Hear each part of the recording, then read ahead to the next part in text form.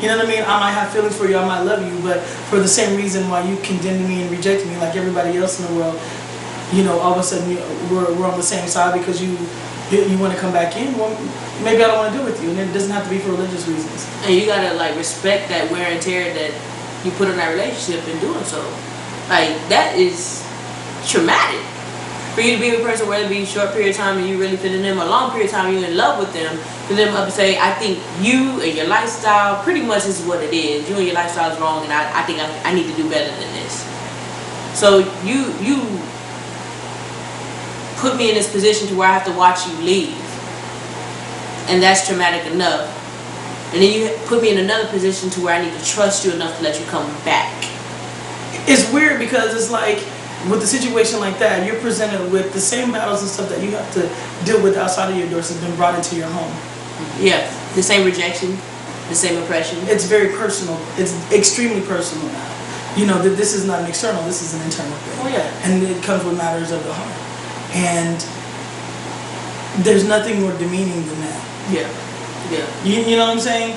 Oh, I'm sure we can find. Because you're very vulnerable. You're extremely vulnerable to it, and sometimes you're sideswiped by it, and you're thinking like, this is the person that I know and love, and how long have they been dealing with this? How long have they been dealing with this, and why now is this questionable, and why am I questionable? Why am I the one that gets kicked in the teeth as a result of this? When you've been you the entire time. Yeah.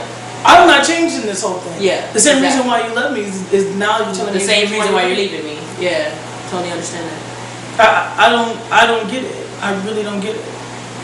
I understand that people, better than anybody, everybody has spiritual battles and stuff like that. But, what's really going on? What is weighing on you more? I mean, for people that are like generally going through this and they go through that breakup and it's just hard for them trying to chase their, religious beliefs as it is for the other person that's watching them go, and they just generally feel after pursuing their religious beliefs that they have like a revelation that, there's nothing wrong with the fact that I love this person, and they come back and they're like, kudos to them. If that's genuine, then that's not where my complaint lies. My complaint lies with people that use the Bible or scriptures or anything as a convenience to bail out on their obligations or their responsibilities in a relationship, instead of saying either I just don't want to be with you or I am interested in someone else. But suppose they don't know. Sometimes I think it comes down to they don't really know who they are. Yeah. And spiritually where they're at and what's acceptable. Maybe they're just now evaluating that. They've come to that impasse. In those cases, you can't be, you can't feel, smited or upset about it. Smited? Yeah, it's smited. It's okay. It's smited. Yeah, it's smited. Yeah. You can't feel smited or upset about it. But in situations where that's not the case, then you have right to be upset, and you have right to not to allow that person back into your personal space. Absolutely. So you lied to get out, now you lying to get back in, and so you willing the person back? Oh yeah, lie to them back, but I won't lie and say they can stay. Well, you know what? I've been there before. I've been there where a person told me that God this and God that and God that, and I'm leaving, and they really believed that this is what they was doing was right, or however they felt. But to them, they were doing it more for family. It's more for family. It's more so everybody can see I'm trying to be right by what other people say. But like I say, every so often, you over here in my house. But you do this in the eye of the public to do what you need to do. There are some people who feel that this is what they do. They bail out and never come back. And there are some people who bail out and they worse than what they were when they left. Yeah. You bail out and you're still a thief and a crackhead. And all this other stuff that you didn't, now that you're even worse. And you wouldn't have to bail out for this. And it's real hurtful. And a lot of people think that studs don't hurt. We do. Or don't deal with stuff like this. We do. We come from the stud perspective as well. So we need to remember that we do. This type of action can cause it can cause a chaotic mental flush. You're just no good for nobody. So when the next person comes in your life, if they tell you, hey, you know, I like to get to know you, to this, whatever, but I go to church. Yo, right when they start talking about the religious whatever, it's like, you're not gonna get your guards are gonna be up so high, it's gonna go into a whole nother realm, just a whole nother realm. So you're not gonna, it's gonna be hard for the next person. Like, give me an example of of like something specific that you could remember, where somebody literally threw the Bible at you so that they can do whatever it is that they were going to do. I mean, it's so selfish. Like, do y'all have any examples of that? I just kind of went through it. Okay. Yeah. I see. I'm speaking from experience. That is all. I didn't have any Bibles. What did you have? Let's quote a scripture out and said, you know, leaflets. You get paper cuts, dude? For real. Yeah, Jehovah's Witness. You're gonna be one.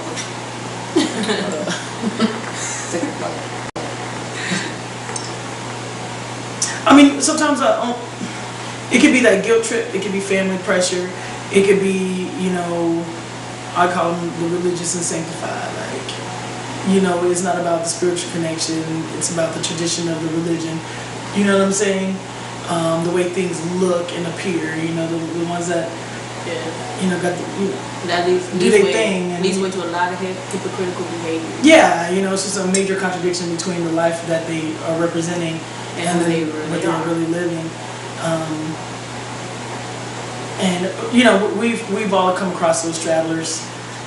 The stragglers, you know, they don't want to be outed or whatever in the public, or you got the ones that really are very passionate about being with you and they're majorly in love with you, but at the end of the day they cannot endure the pressure of not being able to live a comfortable white picket fence life. Or express such to their family, especially if their family's like super religious. I mean, we're not saying that it's not understandable. We're just saying for people that use it as a scapegoat, and it's unacceptable. It's pretty much the gist of it. I mean, if that's truly you and you are truly battling with this, like, I hope you find wherever you're looking for, and I hope you find it and it makes you happy. You know, if you're battling with this, when you jump out there like that, actually you really need to stay, man. That's a lot. That's emotional stuff to go back and forth and back and forth. And God said be saved. No, He didn't. Yes, He did. No, He didn't. You need to pick one. You need to pick one in whatever. So if you don't know which you're supposed to be, maybe you need to change religion. Yeah, I think you need to find out who you are. You need to pick one. You need to come back and forth, man. That also depends on the person that's doing the taking. True. You know what I mean? You need to be able to put your foot down and be like whenever you find yourself, or whenever you find your God, or whoever you need to be, you know, you can either let me know or you can start where you are. And if it's blatantly obvious that that person is just playing you and using that as a tool because they know that you're a religious person also, then you need to, you know, have the strength, find the strength by yourself to go ahead and just cut ties with that, because that's not healthy. It's not healthy. Don't let someone play you by your own religion. Don't let someone take your religion and use it as a tool against you. No, that's supposed to be where you find your strength. Don't let anybody play with that. I had a friend that she was in a relationship, and her mate broke up with her because she wouldn't become Jehovah's Witness. I was Christian, I was Jehovah's Witness, and she broke up with her because she didn't become Jehovah's Witness. That's fair. Together for 11 years. She didn't know she wasn't a Jehovah's Witness? Well, neither one of us did, because she wouldn't change. She couldn't change her. Yeah, but like, how long did that go? It's 11 years deep though, so what was the real reason? Time. That's my point. It's a long time. So why now after 11 years? Right. What's the real issue? So that was the scapegoat, like instead of saying I just don't want to be with you. Exactly. That's really ridiculous. Yes. But that's fine if that's what you need. I mean, it's dishonest and it's disgraceful. You know, there are more courageous people in the Bible than you. You know what I'm saying? Okay. That's how I feel about it. Like if that's what you need, huh? That's a long time. Yeah, that's a very long time. It is. It's a very long time. But like I said, if that's the best you can do, then you're weak. I don't need you. Yeah. You want to leave me because I want to pass out good news magazine?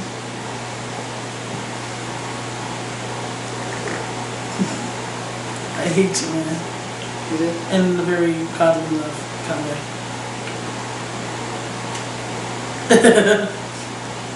Wow.